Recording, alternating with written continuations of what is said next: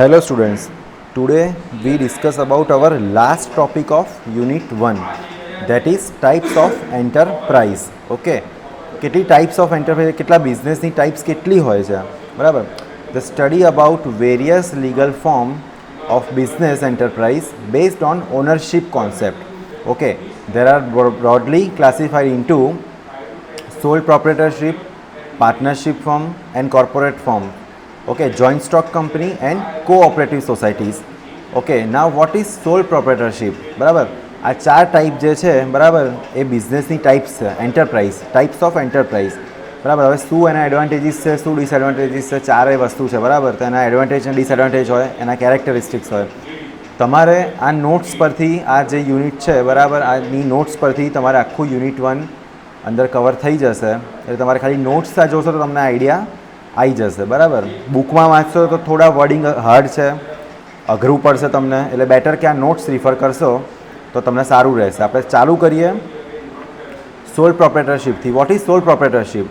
તો સોલ means alone. Okay, એકલું. જે એકલું વ્યક્તિ કોઈ એવું વિચારે કે સપોઝ કે હું મારું એક્ઝામ્પલ આપું છું, હું એવું વિચારું કે મારે કંઈક બિઝનેસ સ્ટાર્ટ કરવો છે મારી સ્કિલ્સ પ્રમાણે, બરાબર, તો એને કહેવાય સોલ પ્રોપ્રેટરશિપ. પણ એના શું કેરેક્ટરિસ્ટિક્સ હોવા જોઈએ, શું એડવાન્ટેજ છે, મને શું ડિસએડવાન્ટેજ છે, એ આપણે ડિસ્કસ કરીએ. Individual person ones and manage the business. Okay, એકલો માણસ જે છે એ બિઝનેસ આખું મેનેજ કરશે, બરાબર. Funds from banks, financial institutes, relatives, friends. Okay, હવે કંપની કે કોઈ બી ફોર્મ ચાલુ કરવા માટે ફંડ્સ જોઈએ, બરાબર, પૈસા, મની, એ મેઇન ઇમ્પોર્ટન્ટ છે. તો in the form of loans, બરાબર. ફાઇનાન્શિયલ ઇન્સ્ટિટ્યૂટ્સ, અમુક સબસિડીઝ હોય છે ગવર્મેન્ટની, અમુક હવે હું હોય મારે બિઝનેસ ચાલુ કરો છું, હું મારા રિલેટિવ્સ જોડેથી અમુક પૈસાની સગવડ કરું, મારા ફ્રેન્ડ્સ સાથેથી સગવડ કરું, એવી રીતે હું બિઝનેસ ડેવલપ કરું. ઓકે, જ્યારે પ્રોફિટ થાય ત્યારે એ લોકોને રિટર્ન કરી દેવાના. Private property and estate can be launch. હવે કોઈ પણ મારે જમીન હોય કે મારી પ્રાઇવેટ પ્રોપર્ટી છે કે મારે ઘર છે, તો એમાં બી હું બિઝનેસનું સ્ટાર્ટઅપ કરી શકું, બરાબર. શું કેરેક્ટરિસ્ટિક્સ છે સોલ પ્રોપ્રેટરશિપના? શું કેરેક્ટરિસ્ટિક્સ છે? તો capital contribution by a single owner, બરાબર. Capital means money in the form of rupees, બરાબર. એનું કન્ટ્રીબ્યુશન ખાલી એક જ માણસ કરે, બરાબર, કારણ કે સોલ એકલું છે. Single handed management and control. Okay, single handed એટલે એમાં કોઈનું ડિસિઝન મેકિંગ જે હોય એ પોતાનું એકલાનું હોય, બરાબર, કોઈનું એમાં ઇન્વોલ્વમેન્ટ ના હોય. Unlimited liability. ઓકે, એટલે જેટલું એને લાંબુ ખેંચવું હોય બિઝનેસને, જ્યાં સુધી એને લાંબુ ડેવલપ કરવું ત્યાં સુધી એ કરી શકે, બરાબર. થિંકિંગ એનું જ્યાં સુધી પહોંચે ત્યાં સુધી એ ટ્રાય કરી શકે. The results are borne by the single owner. Okay, profit થાય તો પણ એને ભોગવવાનું, લોસ થાય તો પણ એને ભોગવવાનું. Quick decision making is possible, બરાબર, કારણ કે આમાં એક જ વ્યક્તિ હોય છે, એટલે કે મિટિંગ અને પેનલ બોલાવવાની જરૂર નથી હોતી કોઈ પણ ડિસિઝન લેવા હોય તો, બરાબર. Personal contacts with the employees and consumers. હવે નાના નાના તમે એક એક્ઝામ્પલ આપું કે ગૃહ ઉદ્યોગ બધા ચાલે છે, બરાબર. નાસ્તા આપણે કહીએ, આપણે બધા નાના ખાખરા છે કે ચવાણું છે એ બધાના, તો એવા લોકો જઈને છે તેના પર્સનલ કોન્ટેક્ટ્સ બહુ સારા હોય છે કસ્ટમર સાથે, બરાબર. તો એ એક એનો ફાયદો છે, બરાબર. હવે શું એડવાન્ટેજીસ છે સોલ પ્રોપ્રેટરશિપમાં? તો quick decisions and prompt actions. Okay, business secrecy is maintain. Okay, business secrecy જે છે મેન્ટેન થાય છે, કોઈ વ્યક્તિ પોતાનું જાતે કરીને નુકસાન ના કરાવે. Close contacts with customers. Okay, next છે personal contacts with employees. Okay, personal contact બી થાય છે, કસ્ટમર્સ જોડે બી સારા એવા કોન્ટેક્ટ થાય છે, એમ્પ્લોઈઝ સાથે બી સારા એવા કોન્ટેક્ટ થાય છે, બરાબર. સિમ્પલ મેનેજમેન્ટ, બરાબર. એકલો વ્યક્તિ છે એટલે એનું મેનેજમેન્ટ સિમ્પલ હોય. પ્રોવાઇડ્સ સેલ્ફ એમ્પ્લોયમેન્ટ, બરાબર. જે આપણે ફર્સ્ટ ટોપિકમાં ડિસ્કસ કર્યું હતું સેલ્ફ એમ્પ્લોયમેન્ટમાં, એવી રીતે આ સોલ પ્રોપ્રેટરશિપ છે એ પણ one type of self employment જ છે. પોતાના માટે કરવું એ સેલ્ફ એમ્પ્લોયમેન્ટ છે. ઓકે, શું ડિસએડવાન્ટેજ છે હવે આના? તો લિમિટેડ એમાઉન્ટ્સ ઓફ કેપિટલ કન્ટ્રીબ્યુશન. હવે વધારે મોટું ફોર્મ મારે ખોલવું હોય તો એકી સાથે કે 1 કરોડ 50 લાખ 60 લાખ રૂપિયા ના નીકળી શકે, બરાબર. એટલા લિમિટેડ એમાઉન્ટ ઓફ રૂપીઝ, બરાબર, એનું કન્ટ્રીબ્યુટ મદદ કરીને બી રિલેટિવ્સ છે, ફ્રેન્ડ્સ છે, લોન છે, કેટલી મળે આપણને, બરાબર. એટલે એ લિમિટેડ હોય છે. પછી એબ્સન્સ ઓફ સ્પેશિયલાઇઝેશન. ઓકે, હવે આ જે છે, હવે એક વ્યક્તિ છે એ મશીનિસ્ટ બી ના હોય, વેલ્ડર બી ના હોય, કાર્પેન્ટર બી ના હોય, બરાબર. એટલે સ્પેશિયલાઇઝ માણસોની જરૂર પડે, જે એબ્સન્સ હોય એમાં. રિસ્કિંગ ધ પ્રાઇવેટ પ્રોપર્ટી. ઓકે, અગર મારી પ્રાઇવેટ જમીન છે કે મારું પ્રાઇવેટ મેં પોતાનું કંઈ પણ વસ્તુ હું ખોલું છું કે એની અંદર હું બિઝનેસ ચાલુ કરું છું, તો એ વન ટાઈપ ઓફ રિસ્ક છે, કે ભાઈ એનો પ્રોફિટ થશે કે લોસ થશે એનો. Entire loss bearing by 1%. જો લોસ થયો તો એ બધો એક સિંગલ માણસે બેર કરવો પડે, બરાબર. ઇમમેચ્યોર એન્ડ હેસ્ટી ડિસિઝન. ઘણી વખત ડિસિઝન જે છે એ ઇમમેચ્યોર ડિસિઝન્સ આવતા હોય છે. Dependence on the single man. એક વ્યક્તિ પર જ આ બિઝનેસ ડિપેન્ડ છે. આ બધા એના ડિસએડવાન્ટેજ છે, બરાબર. 3 માર્ક્સમાં પૂછે તમારે આટલું લખવાનું. સેન્ટેન્સ તમારે જાતે બનાવવું પડે. આ જે મેઇન પોઈન્ટ છે મેં અંડરલાઇન કરેલા છે નોટ્સમાં. ઓકે, નેક્સ્ટ છે તમારું પાર્ટનરશિપ ફોર્મ. હવે પાર્ટનરશિપ ફોર્મ તમને બધાને ખબર છે કે પાર્ટનર સાથે મળીને બિઝનેસ ચાલુ કરે એને કહેવાય partnership form. Business is own and manage by 2 or more person. Okay, it is the relation between the persons who have agreed to share the profits of business carried on by all or any of them acting for all. Okay, એટલે this is a one type of mutual understanding, બરાબર. હવે તમે લોકો છો students છો બધા, બરાબર. તમે લોકો એકબીજાના ફ્રેન્ડ્સ સાથે શેરિંગ કરી અને બિઝનેસ ચાલુ કરો છો, એ તમારી મ્યુચ્યુઅલ અન્ડરસ્ટેન્ડિંગ છે, બરાબર. પાર્ટનરશિપમાં ઝઘડા પણ થતા હોય છે, એવું નથી કે લાંબા ગાળા સુધી ચાલતું જ હોય છે. એટલે જોઈએ એના કેરેક્ટરિસ્ટિક્સ.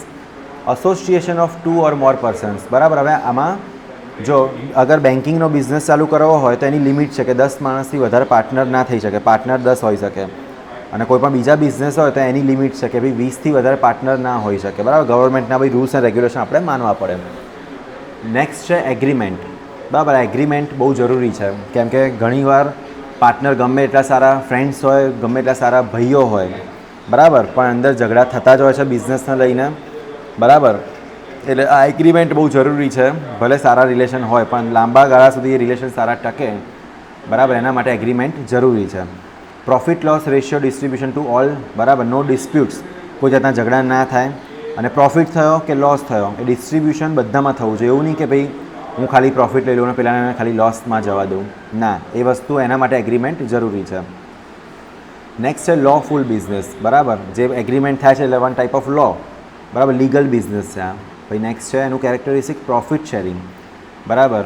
તો as per Indian partnership act 1932, okay, profit sharing દરેક પાર્ટનરની વચ્ચે સરખું થવું જોઈએ, બરાબર. એ વન ટાઈપ ઓફ લો છે, બરાબર. લીગલ બિઝનેસ છે.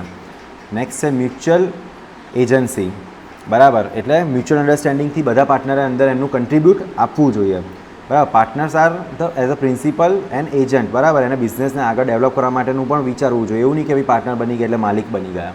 ઓકે, હવે એના એડવાન્ટેજીસ છે. What are the advantages of partnership form? તો છે સિમ્પલ ફોર્મેશન, બરાબર. એગ્રીમેન્ટથી થઈ જાય, ખાલી agreement between 2 partners. Okay, large capital, બરાબર. એક વ્યક્તિ કન્ટ્રીબ્યુટ કરે એના કરતાં બેટર કે 2 પાર્ટનર મળીને કન્ટ્રીબ્યુટ કરે, બરાબર. એટલે પૈસા થોડા વધે અને બિઝનેસ થોડો સારી રીતે ડેવલપ થાય. ડિવિઝન ઓફ બિઝનેસ રિસ્ક, બરાબર. બિઝનેસ રિસ્ક બંને વચ્ચે ડિવાઈડ થાય, પ્રોફિટ અને લોસ. ક્વિકનેસ ઓફ ડિસિઝન, પાર્ટનર્સ આમાં વધારે નથી હોતા એટલે ડિસિઝન જલ્દીથી આવી જાય. બિઝનેસ સિક્રેસી મેન્ટેન રહે, બરાબર. કોઈ પોતાની આમાં બી મેન્ટેન રહે છે બિઝનેસ સિક્રેસી, બરાબર. ફ્લેક્સિબિલિટી ઇન બિઝનેસ ઓપરેશન, બરાબર. બિઝનેસ હવે એવું આમ બર્ડન નથી હોતું, એક પાર્ટનર એબસન્ટ હોય તો બીજો પાર્ટનર સંભાળી લે બિઝનેસનો, બરાબર. ફ્લેક્સિબલ હોય છે બિઝનેસ. ડિસોલ્યુશન ઇન સિમ્પલ, હવે પાર્ટનરશિપને તોડવી પણ હોય તો એ સિમ્પલ છે, બરાબર. 14 ડેઝની નોટિસ આપીને કોઈ પણ પાર્ટનર એમાંથી છૂટો થઈ શકે છે, બરાબર. હવે શું ડિસએડવાન્ટેજ છે એના?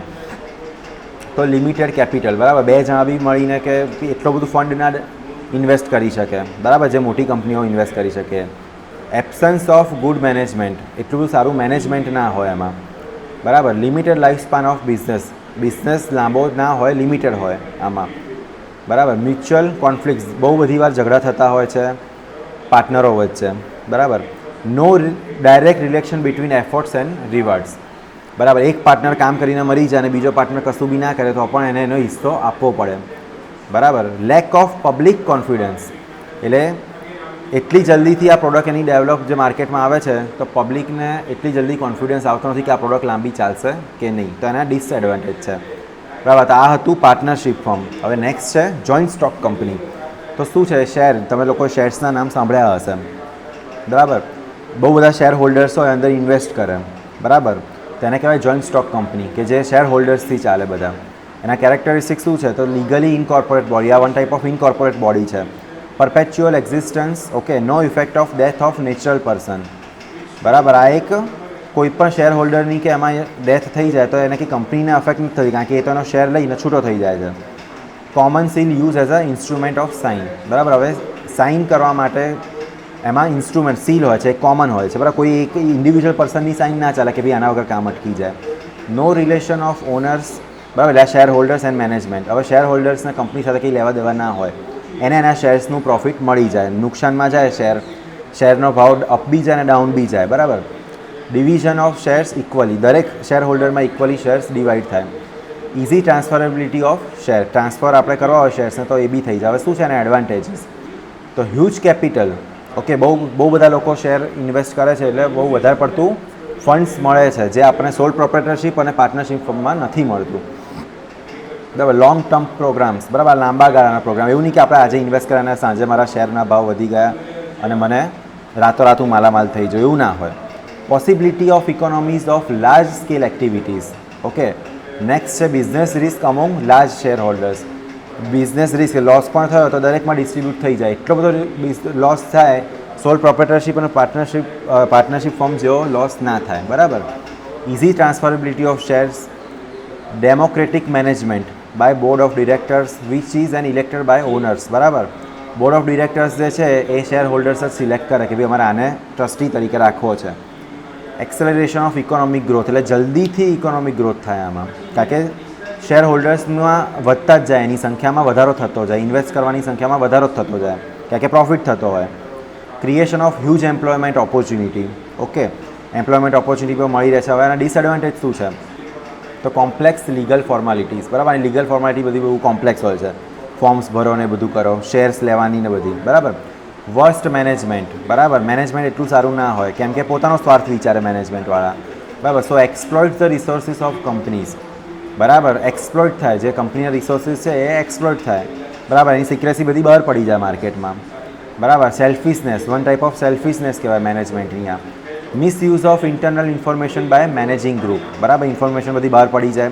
સમ time decision making process is delay, બરાબર. બધાને પૂછવું પડે, બધી પેનલ બેસે, એમાં ડિસિઝન લેવામાં વાર થાય. Lack of initiative and personal interest like in sole and partnership form, એટલે કોઈ ઇનિશિયેટિવ ના લે. સોલ એન્ડ પાર્ટનરશિપ ફોર્મમાં ખબર છે કે ભાઈ સોલ પ્રોપ્રાઇટરશિપમાં આપણે જેટલું મહેનત કરીશું એટલું આપણને સામે મળશે, આમાં લહાર્યું ખાતું હોય એમ કે ભાઈ જે ચાલે છે એને ચાલવા દો, કે મારે નથી, કે મારે શું ફાયદો, આ શેર હોલ્ડર્સને જ નુકસાન થવાનું છે ને જે નુકસાન છે.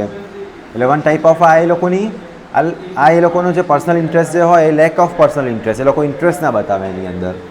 હાઈ કોસ્ટ ઓફ મેનેજમેન્ટ છે, એ લોકો બધાને માણસોને સેલરી પણ આપવી પડે, એનો કોસ્ટ વધે. હવે છે કોઓપરેટિવ સોસાયટીઝ, ઓકે. નેક્સ્ટ છે last one is our cooperative society. તો એક સ્લોગન છે, all for each and each for all. તમે કોઓપરેટિવ વર્લ્ડના કોઓપરેટિવ સોસાયટીઝ છે, કોઓપરેટિવ ફોર્મ્સ છે, નામ સાંભળ્યું હશે. તો શું છે એના કેરેક્ટરિસ્ટિક્સ? તો વોલેન્ટરી એસોસિએશન ઓફ પર્સન્સ, બરાબર. જે વોલેન્ટરી એટલે રેન્ડમલી જેને આવવું હોય, ફોર્સફુલી નહીં, voluntary association of person. Membership is open for anyone, okay.